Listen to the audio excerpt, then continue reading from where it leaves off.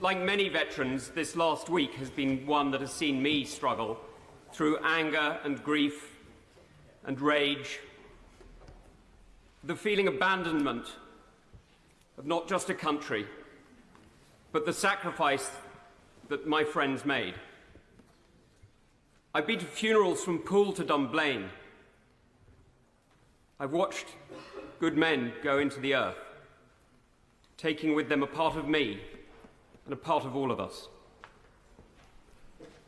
And this week has torn open some of those wounds, left them raw, left us all hurting. And I know it's not just soldiers.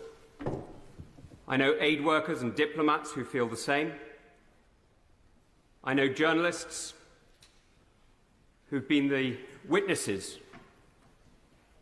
to our country in its heroic effort to save people from the most horrific fates. I know that we've all been struggling. And if this recall has done one thing, let me tell you now, Mr. Speaker, it's achieved one thing already. I've spoken to the Health Secretary, who's already made a commitment to do more for veterans' mental health. Yeah. This isn't just about us. The mission in Afghanistan wasn't a British mission, it was a NATO mission. It was a recognition that globalization has changed us all. The phone calls that I am still receiving, the text messages that I've been answering as I've been waiting, putting people in touch with our people in Afghanistan, reminds us that we are connected. We are connected still today, and Afghanistan is not a far country about which we know little. It is part of the main. That connection links us also to our European partners, to our European neighbours, and to our international friends.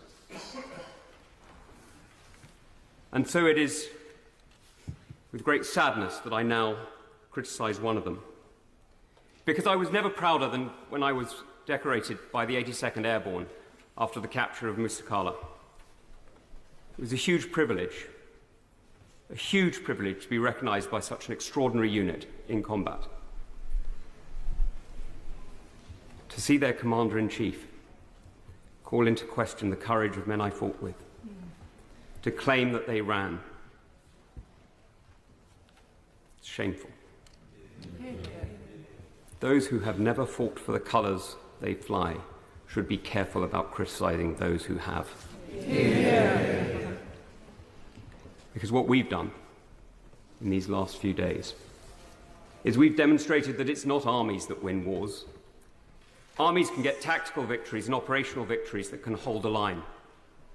They can just about make room for peace, make room for people like us to talk, to compromise, to listen. It's nations that make war. Nations endure. Nations mobilize and muster. Nations determine and have patience. And here we've demonstrated, sadly, that we, the West, the United Kingdom, does not. Now, this is a harsh lesson for all of us.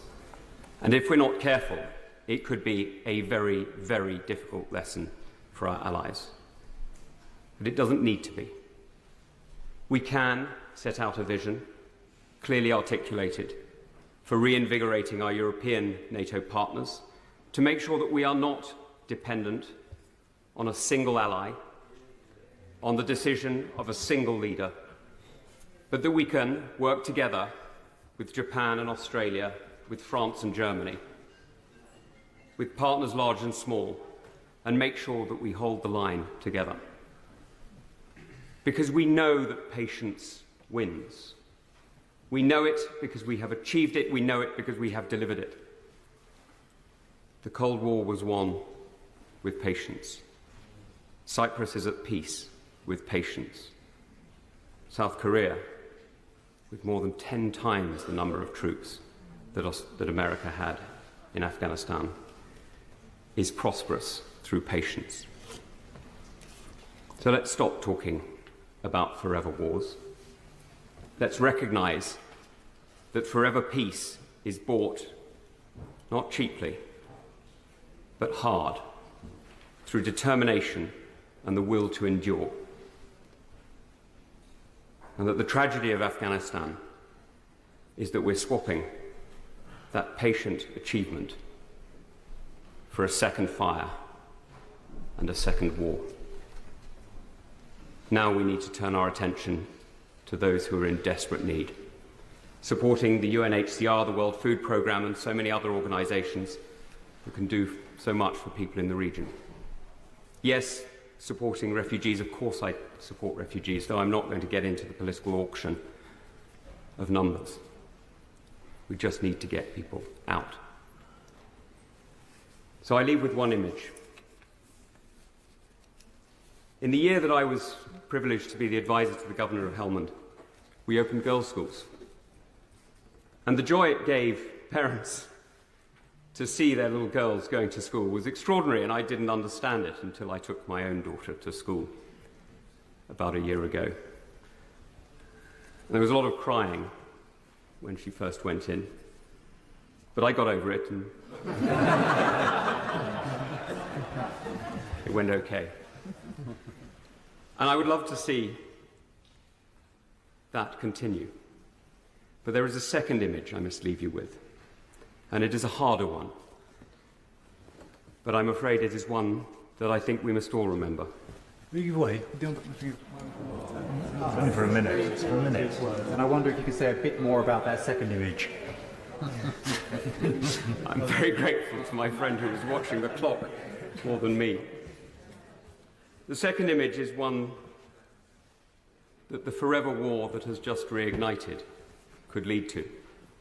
It is the image of a man whose name I never knew, carrying a child who had died hours earlier, carrying this child into our firebase and begging for help. Now, there was nothing we could do. It was over. Because, Mr. Speaker, this is what defeat looks like. It's when you no longer have the choice as to how to help. This doesn't need to be defeat, but at the moment, it damn well feels like it.